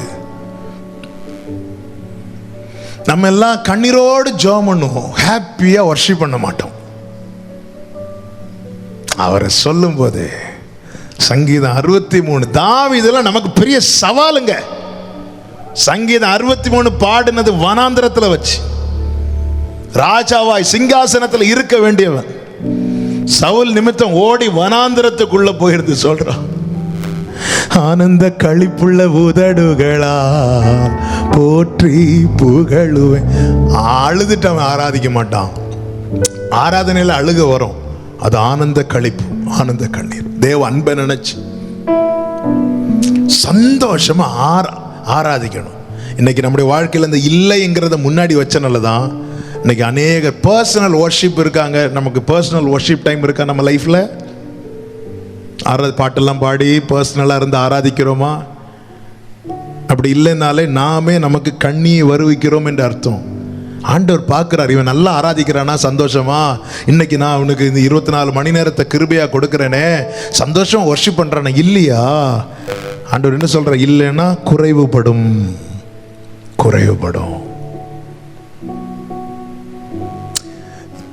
அந்த ஒரு தாளந்தை வச்சவன் ஒரு தாளந்து அவன்கிட்ட இருந்து வாங்கிட்டு தான் ஆண்டவர் சொல்லுவார், இல்லாதவனிடத்துலேருந்து உள்ளதும் எடுத்துக்கொள்ளப்படும். ஏன் அப்படி சொன்னார்? அவன்கிட்ட கொடுத்ததை அவன் மண்ணில் புதைச்சி வச்சுட்டு ஒன்றுமே இல்லாதவன் போல இருந்தான். ஒன்றுமே இல்லாதவங்கள்ட்ட இருந்து அவர் பிடுங்குவேன்னு சொல்லலை. ஏன்னா ஒன்றுமே இல்லாதவங்கள்ட்ட எதை பிடுங்க முடியும்ல? ஆனால் அவருக்கு இருக்கிற தந்த கொஞ்சத்தையும் மறைச்சி வச்சுட்டு ஒன்றும் இல்லாதவன் போல இருக்கிறான் பாரு, தன்னை வெளியே ஒன்றுமே இல்லாதவன் மாதிரி காட்டிகிட்டு இருக்கிறான் பாரு, அவன்கிட்ட இருந்து பிடிங்கிடுவார். எங்க ஆராதிக்கும் போது நம்ம சந்தோஷமா அப்பாவா இல்ல, தேவ சமூகத்தில் ஆராதிக்கும் போது அவங்க ஆராதிப்பாங்க. அவங்களுக்கு என்ன? அவங்களுக்கு வீடு இருக்கு, அவங்களுக்கு கார் இருக்கு, அவங்களுக்கு பிரச்சனை இல்லை. அவங்க பிள்ளைங்க வெளியே இருக்கிறாங்க, அவங்க புருஷன் அங்கே வேலை பார்க்குறாங்க, அவங்க மனைவி இங்கே வேலை பார்க்குறாங்க, அவங்களுக்கு என்ன? இப்படியே அடுத்தவங்களே பார்த்துட்டு ஆராதிக்காம இருந்த ஆண்டவர் சொல்லுவார், இல்லாதவங்க இடத்துல இருந்து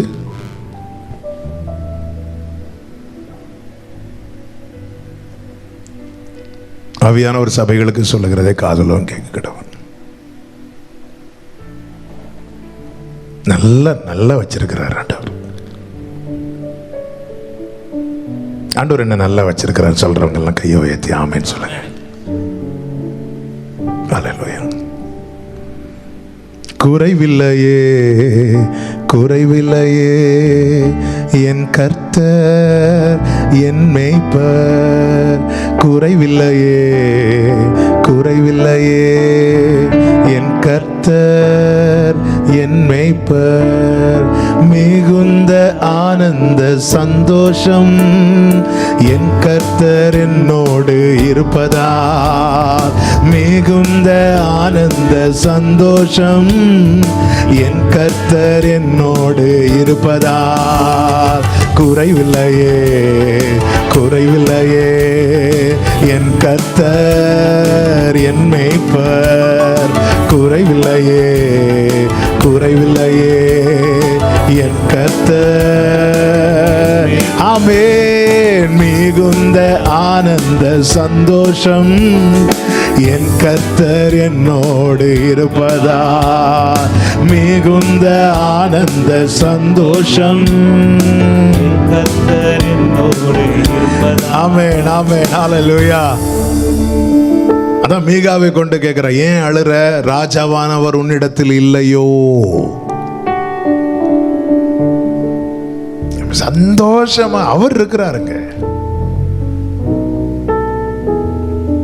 ஆமென். ஒரு நாளும் பக்கத்து வீட்டை பார்த்து ஏங்காதீங்க. அடுத்தவங்களும் ஆண்டவரே எனக்கு இன்னது தேவையோ அதை நீங்க தந்திருக்கிறீங்க.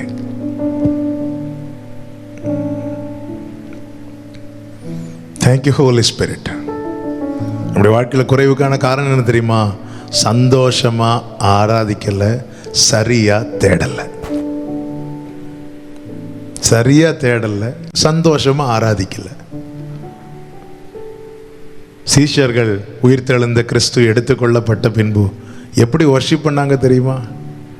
லூக்கா 24வது அதிகாரத்தின் கடைசி வசனம். லூக்கா 24வது அதிகாரம் அதனுடைய கடைசி வசனத்தை வாசிங்க. Thank you father. நாள்தோறும் தேவாலயத்திலே தேவனை புகழ்ந்து துதித்துக் கொண்டிருந்தார்கள். அடுத்த முந்தின வசனத்திலிருந்து வாசிங்க. அவர்கள் அவரை பணிந்து கொண்டு 52 அவர்கள் அவரை பணிந்து கொண்டு மிகுந்த சந்தோஷத்தோடு எருசலேமுக்கு திரும்பி வந்து நாள்தோறும் தேவாலயத்திலே தேவனை புகழ்ந்து துதித்துக் கொண்டிருந்தாங்க. எப்படி வாராங்க? சந்தோஷமா, ஹாப்பியா. அதான் கர்த்தருடைய ஆலயத்துக்கு போவோம் வாருங்கள் என்று சொன்னபோது நான் மகிழ்ச்சியா இருந்தேன். சங்கீதம் 102 என்ன சொல்லப்பட்டிருக்கிறது? மகிழ்ச்சியோட கர்த்தருக்கு ஆராதனை செய்து வர்ஷிப் பண்ணும்போது அப்படியே இருக்கக்கூடாது. தேவன் பார்ப்பார், என்னப்பா இவனுக்கு நான் கிருபையை கொடுத்திருக்கிறேன், இவனுக்கு நான் ஆசீர்வாதத்தை கொடுக்கிறேன், இவன் இல்லாதவன் மாதிரியே இருக்கிறான். ஆண்டவர் சொல்றார், உள்ளவன் எவனுக்கு அவனுக்கு கொடுக்கப்படும். தேவன் தந்ததுக்காக தேவனுக்கு நன்றி செலுத்துகிறவன், அதை ஆராதனையில் வெளிப்படுத்துகிறவனுக்கு இன்னும் இன்னும் இன்னும் தருவார். இல்லாதவனிடத்திலிருந்து உள்ளதும் எடுத்துக் கொள்ளப்படும். ஜீசஸ் ஒரு நாளும் உங்களை மற்றவர்களோடு கம்பேர் பண்ணாதீங்க. உங்க மகிழ்ச்சி அவுட்டு. தேவன் தந்தவைகளை அனுபவிக்க முடியாது. அந்த ஒரு தாலந்து வாங்கினவன் ஏன் மண்ணில் புதைச்சு வச்சிருப்பான் என்ன கேட்டா நான் சொல்லுவேன், அவனுக்கு 2 இவனுக்கு 5 கொடுத்தார், எனக்கு மட்டும் 1 இப்படி நினைக்க ஆரம்பிச்சிருப்பான். வரட்டும் வந்தா நான் சொல்றேன், அவனுக்கு நீங்க 5 கொடுத்தீங்க, இவனுக்கு 2 கொடுத்தீங்க, எனக்கு மட்டும் 1. உனக்கு 1 தந்தார்ல, நல்ல கவனிங்க. 1 தந்தவன்ட்ட 2 தாங்க எதிர்பார்ப்பார். 5 கொடுத்தவன்ட்ட 10 எதிர்பார்ப்பார். ஆமென். 1 2 ஆக்கிடலாங்க, 5 10 ஆக்கணும். அப்போ ரிஸ்க் அதிகம். யாருக்கு தெரியுமா? 5 கொடுத்தவனுக்கு. உனக்கு நான் சிம்பிளா தானப்பா தந்தேன், உனக்கு நான் பெரிய டாஸ்க்லாம் வைக்கலையே, சிம்பிளா 1 2 ஆக்குறது தானே. நீ 5 10 1 10 ஆக்குன்னு நான் சொல்லலை, ஏன்னா உனக்கு முடியாதுன்னு எனக்கு தெரியும். உங்ககிட்ட கொஞ்சம் தான்ப்பா எதிர்பார்க்குறேன், அவங்ககிட்ட கொஞ்சம் தான் எதிர்பார்க்குறேன். பேதுருவே, ஒரு மணி நேரம் எனக்காக உன்னை நான் தெரிந்தெடுக்க இரவு முழுவதும் ஜெபம் பண்ணனே பேதுருவே. நீ எனக்காக ஒரு 1 hour, உங்ககிட்ட நான் கொஞ்சம் தான்ப்பா எதிர்பார்க்குறேன், அதையும் நீ மண்ணில் புதைச்சி வச்சுட்டு.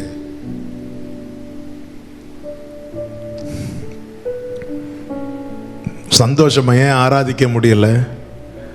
தேவன் தந்ததை நம்ம மறக்கிறோம். அவர்கிட்ட இருந்து வாங்கிட்டு வாங்காதது மாதிரி இருக்கிறோம்ல.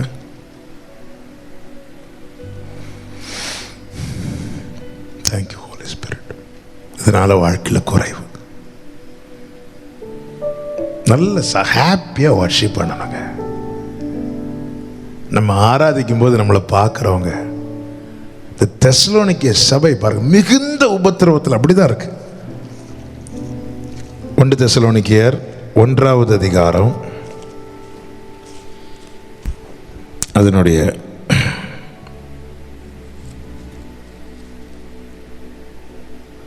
6வது வசனம். நீங்கள் மிகுந்த உபத்திரவத்திலே பரிசுத்த ஆவியின் சந்தோஷத்தோட திருவசனத்தை ஏற்றுக்கொண்டு. ஆமென். அப்போ சர்ச்சில் பிரசங்கம் பண்றதுக்கு முன்னாடி ஆராதனை இல்ல, அந்த ஆராதனையில தான் பரிசுத்த ஆவியில் நிறைந்து ஆராதிப்பார்கள். அதன் பிறகுதான் வசனம் பேசப்படுகிறது. இவங்க வாழ்க்கை எப்படி இருக்கிறது? மிகுந்த உபத்திரவம்.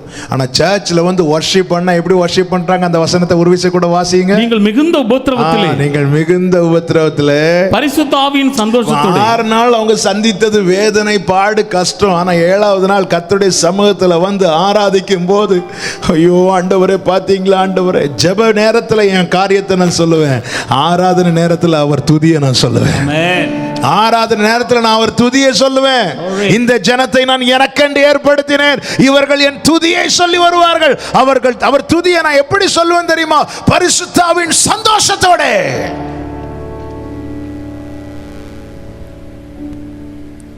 ஜெப நேரத்தில் நான் என் காரியத்தை சொல்லுவேன். என் காரியம், சகல கவலை, கண்ணீர் எல்லாத்தையும் நான் வச்சிருவேன். ஆனா வர்ஷிப் டைம் இல்ல. தேவனே நீரென் தேவன், தேடுவேன் ஆர்வமுடன், மகிமை வாஞ்சிக்கிறேன், வல்லமை காண்கிறேன், தாவீது உண்மையிலே இல்ல, சும்மா இல்ல, இருதயத்துக்கு ஏற்றவன் சொன்னது. ஜெப நேரத்தில் நான் அழுறது வேற. தாவீது அழுது இருக்கிறார். என் கண்ணீரை முடி துருத்திலே வையும். தன் காரியத்தை சொல்லும் போது கதறுவான், கெஞ்சுவான், எந்த மட்டும் இறங்காது இருப்பு. இதெல்லாம் ஜெப நேரத்தில் கேட்கிற வார்த்தைகள். ஆனால் வர்ஷிப் டைம்ல நான் என்னை பத்தி பேசுறதுல, நான் அவரை பத்தி பேசுறது, அதை நான் சந்தோஷத்தோடு சொல்லுவேன், மகிழ்ச்சியோடு சொல்லுவேன். ஆமென் சொல்லுங்க. கர்த்தர் நல்லவர். கோலியாத்தை வென்றெடுத்து பட்டணத்துக்குள்ள வரும்போது ஸ்திரீகள் பாடினார்கள், சவுல் கொன்றது 1000, தாவீது கொன்றது 10000. சவுலுக்கு எங்க கோவம் வந்துச்சு தெரியுமா? எனக்கு 1000 கொடுத்தாங்க, அவனுக்கு 10000 கொடுத்தாங்களா? அவ்வளோதான். உனக்கு 1000 கொடுத்தாங்கல்ல, சந்தோஷம். நீ பயந்து தானே இருந்த பின்னாடி. அப்படி இருந்தும் உனக்கு 1000 கொடுத்தாங்கல்ல, சந்தோஷப்பட்டே இல்லை. சவுல் கொன்றது 1000 சொல்லி அவங்க பாட்டை நிறுத்தி இருந்தா சவுல் சந்தோஷப்பட்டிருப்பான். ஆனால் தாவீது கொண்டது 10000 சொன்னதும் தனக்கு கொடுத்த 1000 அவனுக்கு ஒரு மேட்டராட்டே நினைக்கல. அவனுக்கு 10000 கொடுத்தாங்க. அப்படியே அவன் மேல பொறாமப்பட ஆரம்பிச்சிட்டான். அதன் பிறகு அவனுடைய ஃபோக்கஸ் மாற ஆரம்பிச்சுட்டு எல்லாத்தையும் இழந்தான். பாதியிலே வழியிலே மாண்டு போனான். பல நேரத்தில் நமக்கு கொடுத்ததே இல்லை நான் நினைக்கிறது, நமக்கு கொடுக்காததை நினைக்கிறோம். யாருக்கோ கொடுத்ததை நினைச்சு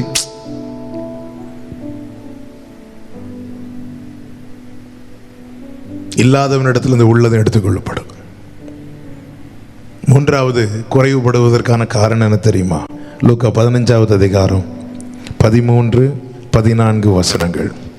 லூக்கா சுவிசேஷம் 15வது அதிகாரத்தின் 13-14 வசனங்கள். சில நாளைக்கு பின்பு இளைய மகன் எல்லாவற்றையும் சேர்த்து கொண்டு தூர தேசத்துக்கு புறப்பட்டு போய் அங்கே துன்மார்க்கமாய் ஜீவனம் பண்ணி தன் ஆஸ்தியை அழித்து போட்டான். 14வது வசனம். எல்லாவற்றையும் அவன் செலவழித்த பின்பு அந்த தேசத்தில் கொடிய பஞ்சம் உண்டாயிற்று. அப்பொழுது அவன் குறைவுபட தொடங்கி. இங்கே இவன் குறைவுபட காரணம் என்ன தெரியுமா? சுயமாய் தெரிந்து கொண்ட வாழ்க்கை.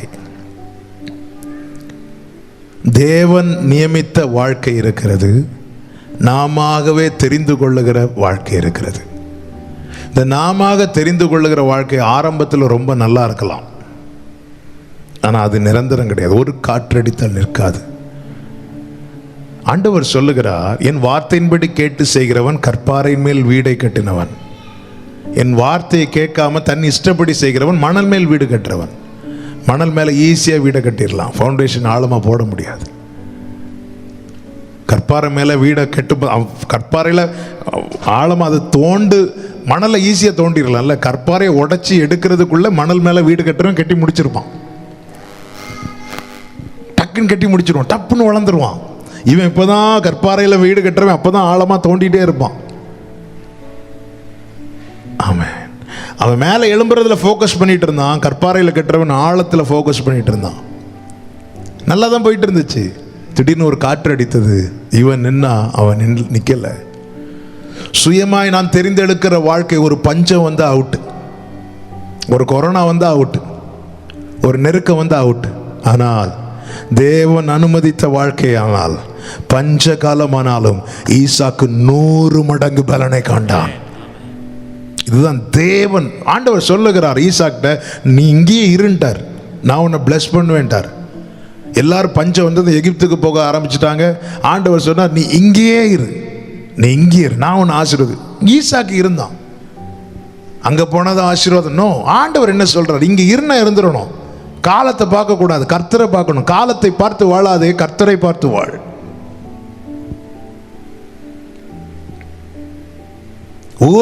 ஒரு காற்று அடித்தா எல்லாமே அவுட்டு. நீ அடுத்து என்ன செய்யணும் கூட தெரியாது. சிம்சோன் வாழ்க்கை, ஈசாக்கின் வாழ்க்கை. சிம்சோன் வாழ்க்கை தானாக தெரிந்து கொண்ட வாழ்க்கை. ஈசாக்கின் வாழ்க்கை கர்த்தர் அனுமதித்த வாழ்க்கை இல்லை. கர்த்தர் தம்முடைய ஆபிரகாம் தன்னுடைய வேலைக்காரனை அனுப்பி கர்த்தர் தூதனை அனுப்புவார்ங்கிற வார்த்தையை சொல்லி அனுப்பி விடுகிறார். அந்த நேரத்தில் ஈசாக்கு தியானம் பண்ணி கொண்டிருக்கான், ஜெபம் பண்ணிட்டு இருக்கிறான். ஜெபத்தில் வெளிப்பட்ட வாழ்க்கை தான் ஈசாக்கின் வாழ்க்கை. சிம்சோனின் வாழ்க்கை அப்படி அல்ல, தன் கண்ணின் இச்சையினாலே வெளிப்பட்ட வாழ்க்கை. ரெண்டு பேருடைய ரிசல்ட்டை பார்த்தீங்களா? ஈசாக்கின் பஞ்ச காலத்தில் அவன் 100 மடங்கு பலனை கண்டான். சிம்சோனுடைய முடிவு பார்த்தீங்களா? குறைவுபட தொடங்கினான். தரிசனத்தை இழந்தான், பார்வையை இழந்தான், பலத்தை இழந்தான், எல்லாம் குறைவுபட துவங்கினான். நம்முடைய வாழ்க்கையில் குறைவுக்கான முக்கிய காரணம் என்ன தெரியுமா? நாம தெரிந்து கொண்ட வாழ்க்கை. நாம தெரிந்து கொண்ட பாதை. என கேட்கிற அன்பு சகோதரா சகோதரி, நம்மை அழைத்தவருக்கு தெரியும் நம்மை எப்படி வாழ வைக்க வேண்டும் என்று. நம்மை கரம் பிடித்தவருக்கு தெரியும் நம்மை எப்படி நடத்த வேண்டும் என்று. நம்மை பெற்றெடுத்த தகப்பனுக்கு தெரியும் நம்மை எப்படி போஷிக்க வேண்டும் என்று. நமக்கு மாத்திரமல்ல, நம்முடைய 1000வது தலைமுறைக்கும் இரக்கம் செய்கிறவர் நாம் ஆராதிக்கிற தேவன். நமக்கு ஒரு பாதையை நியமித்திருக்கிறார், அவர் நடத்துவார். இந்த தேவன் என்றென்றைக்கும் உள்ள சதா காலமும் நம்முடைய தேவன், மரண பரியந்த நம்மை நடத்துவார். இந்த நம்பிக்கையில கர்த்தர் என்ன நிர்ணயித்திருக்கிறாரோ, கர்த்தர் என்ன நியமித்திருக்கிறாரோ, என் தகப்பனார் பயன்படுத்தின அடிக்கடி பயன்படுத்துகிற வார்த்தை, நானும் அந்த வார்த்தை எடுத்து பல முறை பயன்படுத்தி இருக்கிறேன். இப்பொழுதும் அதை தான் சொல்ல விரும்புகிறேன். கர்த்தர் என்ன தாராரோ அது போதும், அவர் தராதது வேண்டாம். ஆண்டவர் நீங்க தந்தா போதும். காண்பிக்கப்பட்ட தேசத்துக்கு ஆபிரகாம் புறப்படும் போது லோத்தும் கூட தானே போறான். ஆபிரகாமோடு இருக்கிறது வரைக்கும் லோத்தினுடைய சரித்திரம் எதுவா எழுதப்பட்டது தெரியுமா? ஆபிரகாம் எப்படி ஆசீர்வதிக்கப்பட்டானோ அப்படியே லோத்தும் ஆசீர்வதிக்கப்பட்டான். கொஞ்சம் வாழ்க்கையில் ஆசீர்வாதங்கள் வந்ததும் சுத்தி பார்க்குறான், சோதம் பட்டம் நல்ல செழிப்பா இருக்கு. மெதுவா ஆபிரகாம் கூட ஒரு சின்ன பிரச்சனை. ஆபிரகாம் சொல்லிட்டார், நீ போயிருப்பா, நீ போயிரு, நமக்குள்ள இருந்தா இனி சண்டை வந்துடும், நீ பெருசா நன்மையை பார்க்க ஆரம்பிச்சிட்ட, நீ கிளம்பிரு. அவரான் சொல்லிட்ட, நீ போயிரு. இவன் கண்களை ஏறெடுத்து பார்க்கிறான், சோதம் நல்லா இருக்கு ரொம்ப, என்ன அது கர்த்தருடைய தேசம் போல இருந்துச்சா, கர்த்தருடைய தோட்டம் போல இருந்துச்சா. கர்த்தருடைய தோட்டம் இல்லை, கர்த்தருடைய தோட்டம் போல இருந்துச்சு இல்லை. கர்த்தருடைய சாத்தான் வந்து அப்படிதாங்க வஞ்சித்து எழுப்பான். உள்ள எகிப்து, வெளியே டெக்கரேட் பண்ணி கேட்ல ஏதேன்னு எழுதியிருப்பான். ஆமா, ஏதேன்னு எழுதிட்டு பாலும், ஏதேனாலே கானான்லாலே என்னங்க பாலும் தேனும் ஓடும். இவன் பார்க்க ஏதேன், அப்போ இங்கே நல்ல ஆசீர்வாதமாக இருக்குமோ, பாலும் தேனும் ஓடுமோ, உள்ளே பார்த்தா தான் தெரியும் ஒரே பாம்பும் தேளுமாக தான் இருக்கும். என்ன ஆண்டவரே இது, காரணம் என்ன? காரணம் ஒன்று தான், நீ விரும்பி தெரிந்து கொண்டதுப்பா, நீ விரும்பி தெரிந்து கொண்டது. ஆபிரகாமை பார். ஆமென். ஆண்டவர் சொன்னார், வடக்கே பார், தெற்கே பார், மேற்கே பார், நீ கால் மிதிக்கிற இடத்தை நான் உனக்கு தருவேனார். ஆமென். உன் கண் ஒரு காரியத்தை பார்த்தது நீ விரும்பி ஓடுறனால புரிஞ்சுக்கோ, நீ குறைவுபட ஆரம்பிக்க, உன் வாழ்க்கையில குறைவு வர ஆரம்பிக்கிறது என்று அர்த்தம். கர்த்தருடைய வேலைக்காய் காத்திரு, கர்த்தருடைய நடத்துதலுக்காய் காத்திரு. ஆபகுக்கு 2:3 என்ன சொல்லப்பட்டிருக்கிறது? நீ தாமதித்தாலும் காத்திரு, நிச்சயமாய் வரும், அது தாமதிப்பதில்லை. கர்த்தர் எலியா அப்படித்தானங்க காத்திருந்தான். ஆற்றண்டையில் போன்றார், ஆற்றண்டையில் போனான். அங்க இருக்கிற தண்ணி, அங்க கிடைக்கிற அப்பம் வாங்கி சாப்பிட்டுட்டு அவன் பாட பார்த்துட்டு இருந்தான். என்னைக்கு இப்படி இருக்க முடியுமா? முடியாதுல்ல. நானும் 4 பேருக்கு ஆசீர்வாதமா இருக்கணும்ல. கர்த்தருக்கு தெரியுங்க. நல்ல கவனிங்க. இன்னைக்கு கர்த்தர் தர கொஞ்சம் 2 வேளை சாப்பாடு தான் கொடுத்தாரு எலியாவுக்கு, 3 வேளை கூட கொடுக்கல. அந்த 2 வேளையை சாப்பிட்டுட்டு முறுமுறுக்காம சாப்பிட்டுட்டு அப்படி தண்ணியை குடிப்பான், அப்போ எல்லாம் சாப்பிட்டுட்டு இருந்தான். ஒரு வேளை வந்துச்சு, அன்னைக்கு எலியாவை வெளியே கொண்டு போனார். நீ போ எலியாவே, எதுக்கு ஆண்டவரை கொண்டு போக போறீங்க? இனி ஓ மூலமா நிறைய பேர் சாப்பிட போறாங்க. எலியாவே, எத்தனை பேர் நீ ஒரு இடத்துல இருந்தே சாப்பிட்டுட்டு இருப்ப, நீ கிளம்பு. உன் மூலமான ஆசை ஒரு என்னைக்கும் ஒரே மாதிரி இருக்காதுங்க. இன்னைக்கு நீங்க மிகவும் ஒரு இப்படிப்பட்ட ஒரு அன்றாட தேவை, அன்றாட காரியத்தை ஓட்டுறதே எனக்கு கஷ்டமா இருக்குங்கிற சூழ்நிலையில் ஒருவேளை இன்னைக்கு இதை கேட்டுக்கொண்டிருக்கலாம். என்னைக்கு இல்ல, கர்த்தருடைய வேலை வர காத்திரு. நாளை உன் மூலமாய் அநேகர் நன்மையை காணும்படிக்கு கர்த்தர் உன் கையை பலப்படுத்துவார். ஆமென். கர்த்தர் உன் கையை பலப்படுத்துவார், உன் கையை பலப்படுத்துவார். ஹல்லேலூயா. அதை விட்டுட்டு உன் கண்ணு விரும்பின பாதையை நோக்கி நீ ஓடனா குறைவுபட ஆரம்பிப்பாய். கர்த்தர் இந்த நாளில் நம்மோடு பேசி இருக்கிறார். சரியாய் தேடவில்லை, சந்தோஷமாய் ஆராதிக்கவில்லை, அவர் காண்பிக்கிற வாழ்க்கையை நாம் அங்கீகரிக்கவில்லை. இவைகளே நாம் குறைவுபட காரணம். இவைகளை மாற்றுவோம், கர்த்தரிடத்தில் திரும்புவோம், எப்பொழுதும் கர்த்தரை தேடுவோம், சந்தோஷமாய் ஆராதிப்போம். கர்த்தர் தந்த வாழ்க்கை போதும் என்று இருப்போம். கர்த்தர் நன்மையினாலே பரம்ப பண்ணி உங்களை ஆசீர்வாதமாய் வைப்பாராக. எல்லாரும் உங்க வலது கரத்தை உயர்த்தி ஆமென் சொல்லுங்க. ஆமென். அப்படியே கண்களை மூடி ஜெபிக்கலாமா? Thank you Holy Spirit. நீ தந்த நல்ல வார்த்தைகளுக்காக நன்றி. உம்மை துதிக்கிறோம், மகிமைப்படுத்துகிறோம், வாழ்த்துகிறோம், போற்றுகிறோம். இயேசுவே உமக்கு நன்றி செலுத்துகிறோம். ஆண்டவரே, எங்கள் வாழ்க்கையில் உண்டான குறைவுகளுக்கு நாங்களே காரணம். உங்களை சரியா தேடலப்பா, சந்தோஷமா ஆராதிக்கலாம் ஆண்டவரே. எங்கள் கண்கள் விரும்பின பாதையை தெரிந்தெடுத்து விட்டோம். எங்களை தயவாய் மன்னிப்பீராக. எப்பொழுதும் உம்மை தேடுகிற அனுபவம் வேணும். சந்தோஷமா உங்களை ஆராதிக்கிற அனுபவம் வேணும்.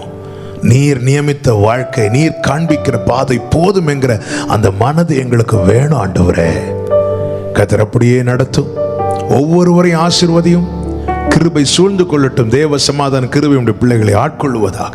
மகிமை கனம் துதி ஸ்தோத்திரம் எல்லாமும் ஒருவருக்கே செலுத்துகிறோம். இரட்சகர் இயேசு கிறிஸ்துவின் நாமத்தில் பிதாவே, ஆமென். சேர்ந்து சொல்லுவோம். என் ஆத்துமாவே கர்த்தரை ஸ்தோத்திரி, என் முழு உள்ளமே கர்த்தருடைய பரிசுத்த நாமத்தை ஸ்தோத்திரி. என் ஆத்துமாவே கர்த்தரை ஸ்தோத்திரி, கர்த்தர் செய்த சகல உபகாரங்களை மறவாதே. ஆமென். ஹல்லேலூயா. God bless you. கர்த்தர் உங்களை ஆசீர்வதிப்பாராக. ஆமென்.